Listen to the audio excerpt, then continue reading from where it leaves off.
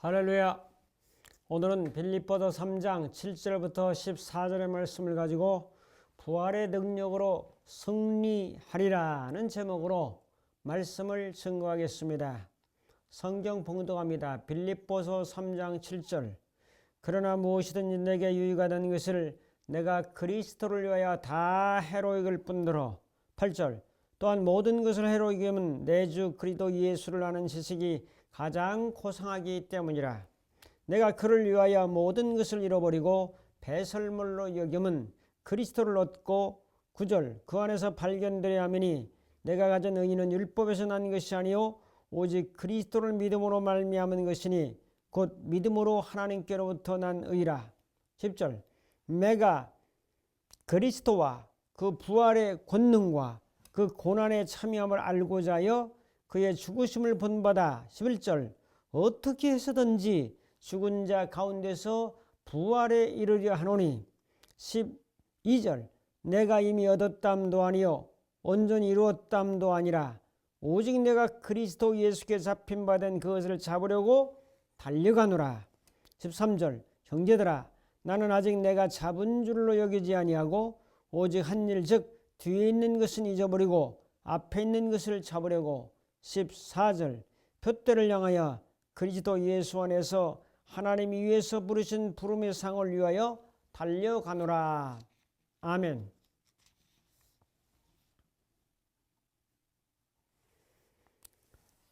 알렉산더 대왕이 페르시아와의 그 전쟁을 하던 중에 하루는 독충에 물려서 죽느냐 사느냐는 손각에 달려 있었습니다.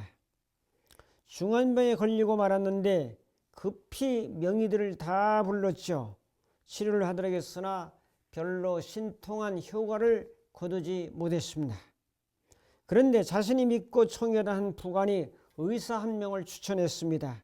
그 의사는 필립이라고 하는 의사인데 아주 그 고질적인 질병도 많이 고친 사례를 가지고 있었습니다. 왕의 병을 진찰한 다음에 하는 말이, 왕이시여 제가 왕의 병이 완치될 수 있도록 최선을 다하겠습니다. 그러나 왕의 병 증세가 아주 좋지 않은 상태라서 아주 강한 약을 써야 됩니다. 알렉산더 대왕은 필립이라는 의사에게 모든 것을 맡겼습니다. 필립이 물러가 왕의 병을 치료하게 하기 위해서 약을 구하러 간 사이에 어느 한 병사가 파리메니오 장군에게 온 편지를 전달했습니다. 그 편지의 내용은 이렇습니다. 대왕님, 지금 대왕님의 그 병을 고치려고 하는 명이라는 필립 의사는 정체를 알 수 없는 사람이니 각별히 조심하십시오라고 전가를 했죠. 알렉산더 대왕은 파리메니오 장군으로부터 온 편지를 읽고 한참 동안 고민을 하면서 골똘한 생각에 머물렀습니다. 이때 필립이라는 사람이 약을 준비해 가지고 알렉산더 대왕에게 나타났죠. 대왕이시여 어서 이 약을 드십시오. 약을 드신 후에 심한 고통과 함께 시달리다가 잠이 들면 한 이틀 정도 후에 깨어나시게 될 것입니다. 내가 이 약을 마시는 동안 이제 자네는 이 편지를 읽어보게. 자 하면서 이 편지를 그 필립이라고 하는 그 의사에게 전달해 줬죠. 주면서 내가 이 약을 마시는 동안 읽어보고 나는 자네를 믿네, 의사를 믿네 그랬어요. 왕은 약을 마신 후에 이틀 동안 몸부림치고 하다가 회복이 되어서 다시 살아났습니다. 그러면서 그는 유명한 말을 남겼어요. 의심은 죽는 길이요 믿음은 바로 사는 길이라네. 이 이야기죠. 그 필립이라고 하는 의사를 믿은 거죠. 부활도 마찬가지입니다. 도마는 예수님이 살아나셨다는 사실에 대해서 부정하고 내가 옆구리에 손을 넣어보지 않으면 안 믿겠다라고 했죠. 부활하신 예수님이 나타나서 의심하는 자가 되지 말고 믿는 자가 되라라고 하면서 옆구리나 손을 보여주고 만져주면서 이 도마의 의심을 제거해 주셨죠. 성도 여러분, 오늘 예수님께서 십자가에 못 박혀 피 흘리시고 죽으신 지 3일 만에 다시 살아나셨다, 부활하셨다 하는 사실은 의심할 대상이 아니고 믿음의 대상이죠. 믿음의 사실이죠. 믿음의 사건이죠. 이 예수님이 살아나셨다는 이 사실, 기독교 최대 명절인 이 사실에 대해서 부활을 믿는 신앙으로 나아갈 수 있기를 주님의 이름으로 축복합니다. 또 한 가지 예를 들면 기독교는 빈 무덤이고 부활의 종교입니다.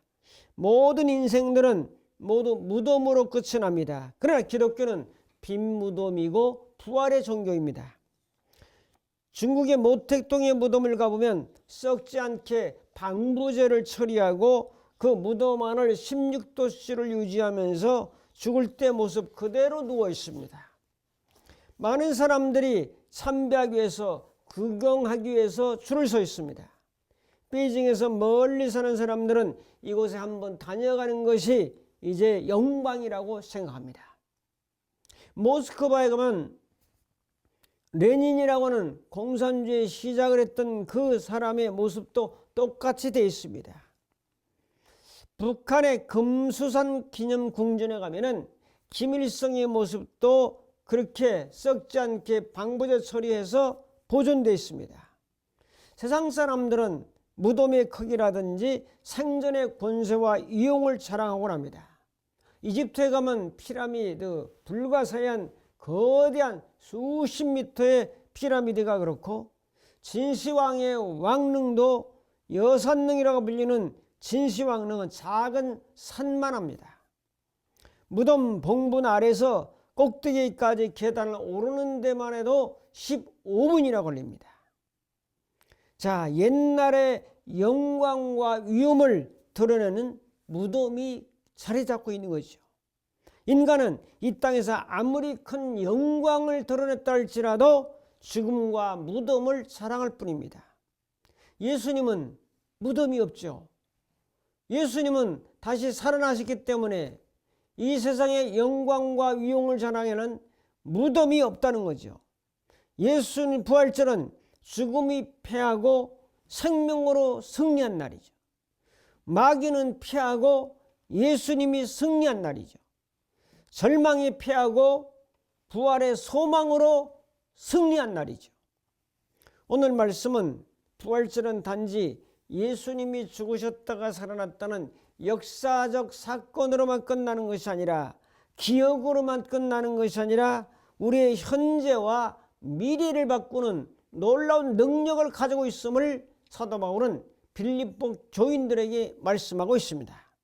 오늘 빌립보 3장을 통해서 고백한 이 고백과 믿음을 통해서 부활의 삶이 무엇인지를 묵상하면서 함께 은혜를 나누려고 합니다. 첫 번째로, 율법을 지킴으로 의로워진다고 하는 사상을 버리게 하는 부활의 능력입니다. 7절부터 9절에 보면 그 말씀이 쭉 있는데, 이것을 좀 더 세분적으로 말하면 작은 첫째로, 내게 유익하던 것을 그리스도를 위하여 다 배설물로 여긴다, 그런 말씀이 있습니다. 자, 내게 유익하던 것은 무엇일까요? 그러므로 무엇이든지 내게 유익하던 것을 내가 그리스도를 위하여 다 해로 여긴다. 내가 유익하던 것은, 바울은 율법주의자였어요. 그래서 율법의 말씀을 지킴으로 의롭다 인정을 받아서 구원을 받는다라고 하는 그 사상, 그것을 정말로 유익되었다라고 생각했던 그 유익되었던 것을 그리스도를 위해서 해로 여기겠다라고 고백하고 있습니다. 바울이 이 율법을 지키는 것을 아주 유익했다, 율법을 잘 지키는 것은 구원을 받을 수 있는 길이다, 유익했다라고 믿었었는데, 알고 보니까, 부활하신 주님을 만나고 보니까 그건 유익한 것이 아니었다. 이것은 그리스도의 적이었고 그리스도의 해가 되었다라는 것을 고백하고 있어요. 자, 본문에서는 내가 유익하게 여겼던 율법주의를 그리스도를 위해서 다 해로 여기겠다라고 고백하죠. 이거 대단히 중요한 고백이고, 이 말씀은 어려운데 이 어려운 말씀을 잘 깨달아야 복음의 진수를 알 수 있다는 거죠. 바울은 율법주의자로서 모든 자랑을 버렸어요. 그의 혈통과 신앙적 성취와 사회적 지위와 로마 시민권과 자기 힘으로 이루어지는 모든 노력은 그리스도를 위해서 배설물로 여겼다. 배설물, 인간은 배설을 하며 사는 존재인데 뭘 배설합니까? 똥, 그 다음에 오줌, 땀, 이것이 다 배설물입니다. 아주 냄새나고 지저분하고 더럽죠. 자, 그 옛날에 자기의 잘남으로 의로워짐으로 율법의 말씀을 지킴으로 인정받으려고 했던 모든 것은 배설물이로구나 하는 것을 깨달았어. 그리스도의 죽으심과 부활만이 진정 참이요 생명이요 은혜요 능력이요 권세라는 사실을 바울이 부활의 주님을 만나고 나서 깨달은 거예요.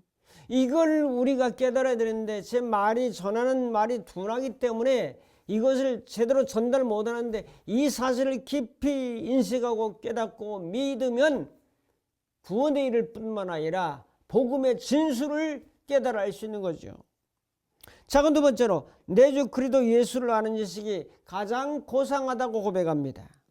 바울은 구약의 잘못된 율법주의 사상을 가지고 율법만을 붙들고 살았던 그가 이게 아니고 그리스도의 부활을 만난 다음에 그리스도를 아는 지식이 가장 고상하구나 하는 것을 깨달았어요. 지식은 기노스코, 하나님을 경험적으로 아는 것을 의미합니다. 부활의 주님을 만나야 하나님을 진정 올바로 경험할 수 있는 거죠. 그래서 부활하신 주님을 아는 것이 가장 고상한 지식이로구나 하는 것을 오늘 말씀하고 있죠. 자, 적용하면서 내가 붙들고 있는 과거의 의로운 자랑, 내가 내세우고 싶은 과거의 그 업적, 공로 이런 것들은 주님 앞에 완전히 내려놓고 겸손한 마음으로 살아가야 될 줄로 믿습니다. 그건 두 번째로 그리스도와 부활과 고난을 알게 하시는 부활의 능력. 그리스도와 부활과 고난을 알게 하시는 부활의 능력. 자, 10절에 보면 내가 그리스도의 그 부활의 권능과 그 고난의 참여함을 알고자 하여 그의 죽으심을 본받아 어떻게 해서든지 죽은 자 가운데서 부활에 이르리 하노니. 자, 그래서 바울은 그리스도를 알기를 원했죠. 그리스도를 아는 것이 세상에 가장 귀한 것을 아는 거죠. 지식 중에 지식은 그리스도를 아는 지식이죠. 그리스도를 알기를 간절히 원했어요. 찬송가 453장에 우리는 찬양하죠. 예수도 알기 원하네 그것도 넓은 은혜와 대속해 주신 사랑을 간절히 알기 원하네. 내 평생의 소원 내 평생의 소원 대속해 주신 사랑을 간절히 알기 원하네. 자, 두 번째로 부활의 권능을 알기로 했어요. 그리스도를 알기를 원했고 부활의 권능을 알고자 원했어요. 부활은 권능이 있습니다. 어떤 권능이 있죠? 사망의 권세를 깨뜨리고 승리하는 권능이 있는 줄로 믿습니다. 가장 큰 원수는 사망입니다. 사람들이 가장 두려워하는 것은 죽음이요 사망입니다. 이 사망을 이기고 이 사망의 세력을 잡은 마귀를 이기고 고난을 이기고 고통을 이기고 문제를 이기고 질병을 이기는 권능이 바로 부활의 능력이라는 사실을 바울은 이걸 더 알기를 원했죠. 하나님, 부활의 능력을 더 알게 하옵소서. 부활의 주님을 더 알게 하옵소서. 그 다음에 작은 세 번째로 주님의 고난에 참여함을 알기를 원했어요. 바울은 그리스도의 고난에 동참하기를 소망했습니다. 복음 전파 때문에 그는 육체의 고통을 당했죠. 정신적인 어려움을 당했죠. 박해를 받았죠. 핍박을 받았죠. 비난을 받았죠. 그래서 이런 고난의 신비를 알기를 원하는 마음을 가지고 있었어요. 자, 바울은 부활의 능력이 고난 가운데서도 역사함을 믿었어요. 예수님의 부활은 단지 미래의 소망만이 아니라 오늘의 현실의 어려운 고난과 아픔과 괴로움과 문제를 이기는 능력이 부활의 권능 속에 포함되는 것을 믿으시길 바랍니다. 이걸 알기를 원했죠. 자, 이 말씀을 적용하면 그리스도의 고난을 기억하며 그리스도를 위한 고난, 그리스도를 위해서 당하는 고난을 거부해서는 안 되죠. 바울은 이걸 깨닫기를 원했죠. 그리스도인들은 편안함을 추구하는 자가 아닙니다. 그리스도인들은 평안을 추구하는 것. 편안과 평안은 다르죠. 주를 위하여 일할 때는 때로는 피곤할 때가 있죠. 힘들 때가 있죠. 때로는 고난에 동참할 때가 있죠. 이것을 더 이기는 부활의 능력을 더 알기를 원했던 거죠. 부활의 신앙이죠. 부활의 능력은 고난보다 큽니다. 고난을 이길 수 있는 능력이 부활의 능력입니다. 여러분들 속의 고난 속에서도 이겨나갈 수 있는 부활의 권능이 함께하기를 주의 이름으로 축복합니다. 이 말씀을 보면서 적용하면 그리스도를 알고 부활의 권능을 알고 고난당하는 것을 알게 하는 부활의 권능, 이기게 하는 부활의 권능, 이 권능이 우리에게 필요하고 그 권능을 부활을 믿는 자들에게 허락해 주십니다. 그건 세 번째로 미래의 표대를 향해 나아가게 하는 부활의 능력입니다. 12절부터 14절에 말씀하죠. 내가 이미 얻었담도 아니요 온전히 이루었담도 아니라 오직 내가 그리스도 예수께 잡힌 바 된 그것을 잡으려고 달려가노라. 자, 첫 번째로 내가 얻은 것도 아니요 이루었담도 아니라 12절에 말씀하죠. 바울은 완전한 성취는 아직 이루어지지 않았어요. 내가 얻은 것도 아니요 미완성의 존재, 부활에 아직 이르지 않았기 때문에 부활이 완성이고 주의 재림이 완성인데 아직 미완성이죠. 인생은 미완성의 존재가 부활의 완성을 향해서 나아가는 것입니다. 내가 이미 이루었담도 아니고 얻었담도 아니다 말이죠. 그리스도 예수께 잡힌 바 된 그것을 잡으려고 쫓아가는 과정이죠. 그 다음에 두 번째로 내가 그리스도 예수께 잡힌 바 된 것을 이제 잡으려고 달려가노라. 바울은 부활의 완전한 영광을 바라보며 앞으로 나가 달려갑니다. 부활 신앙은 미래를 향해 달려가는 동력입니다. 우리는 완전함에 이르지 못했지만 부활하신 주님께서 우리에게 부활의 권능을 주셔서 우리를 붙들어 주시죠. 두려워하지 말라. 나는 내가 너와 함께함이라. 놀라지 말라. 나는 네 하나님이 됨이라. 내가 너를 굳세가리라. 참으로 너를 도와주리라. 참으로 나의 여기로는 오른손으로 너를 붙들리라. 이사야 41장 10절을 우리는 너무나 잘 알고 있잖아요. 볼지어다 내가 세상 끝날까지 너희와 항상 함께 있으리라. 부활하신 주님이 성령을 통해서 함께 하겠다고 마태복음 28장 20절에도 약속하고 있지 않습니까? 요한복음 10장 이하에 보면은 부활하신 주님이 제자들, 두려워 떠는 제자들, 무서워하는 제자들, 죽을까 문장 보고 있는 제자들에게 너희에게 평강이 있을지어다. 두 번째는 성령을 받으라. 제사함을 받으라. 이런 말씀을 선언하셨어요. 자, 그 다음에 깨닫는 것은 뒤의 것을 잊어버리고 앞에 있는 표대를 향하여 달려갑시다. 뒤의 것은 율법주의 열심, 믿는 자를 향한 핍박, 회심전에 자기가 최고 잘났다고 생각하는 그런 교만, 이런 것은 잊어버리고 이제 앞에 있는 표대를 향해서 나가겠다는 거죠. 앞에 있는 것은 그리스도 안에서 사명적인 삶을 살고 있는 사명적 삶을 의미하는 거죠. 오직 한 일은 한 방향입니다. 그리스도를 향한 경주에 집중되어 있고 부활의 주님에 집중되어 있는 거죠. 표대는 이제 목표점이고 결승점인데 표대는 예수 그리스도이며 바로 하나님의 상을 향해서 나간다. 그래서 마지막에 나는 부름의 상을 향해서 달려갑니다. 최종적인 꼬리 지점이 바로 부름의 상이죠. 신앙은 멈춤이 아니라 끊임없이 전진하는 영적인 경주입니다. 신앙은 부름의 상을 향해서 달려나가는 아름다운 행위입니다. 나는 오늘 어떤 목표를 향해서 달려가고 있는가? 부활의 소망이 나의 미래를 바꿀 힘이 되는가? 부활의 권능이 오늘 현재의 고난과 어려움을 이기고 미래를 향해서 달려나가는 동력의 힘을 얻고 있는가 하는 사실을 바라보면서 오늘 우리들은 그런 자세와 믿음으로 전진해야 될 줄로 믿습니다. 적용과 결단합니다.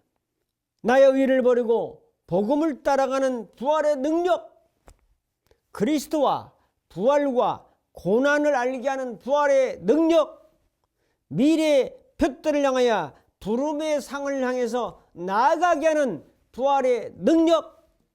그러므로 여러분, 부활은 새 생명입니다. 부활은 사망을 이겼습니다. 부활은 고난을 이겼습니다. 부활은 문제를 이겼습니다. 부활은 고민과 우울을 이겼습니다. 이런 믿음을 가지고 앞으로 전진해서 주님 안에 승리하는 부활의 증인으로 마지막 남을 것은 이 주님 살아나셨다고 하는 사실, 부활의 권능으로 오늘도 역사한다는 이 사실을 증언하며 믿음으로 승리하며 전진하는 부활의 사람들이 다 되기를 주님의 이름으로 축복합니다. 기도하겠습니다. 자비로우신 하나님 아버지, 나의 의를 버리고 복음을 따라가는 부활의 능력과 그리스도와 부활과 고난을 알게 하는 부활의 능력과 미래의 표들을 향하여 부름의 상을 향해 나가는 부활의 능력을 깊이 인식하고 깨닫고 믿고 증언하며 살아가는 부활의 사람들 다 되게 하옵소서. 예수님의 이름으로 기도합나이다. 아멘. 축도합니다. 이제는 우리 주 예수 그리스도의 무한하신 은혜와 하나님 아버지의 극진하신 사랑하심과 성령님의 감화 감동 인도 충만 교통하심이 부활절을 맞이하여 부활의 신앙으로 살기로 결단하는 모든 심령들 머리머리 위에 저들의 가정과 섬기는 교회와 이민족과 전 세계 위에 이제부터 영원토록 함께 있을지어다. 아멘.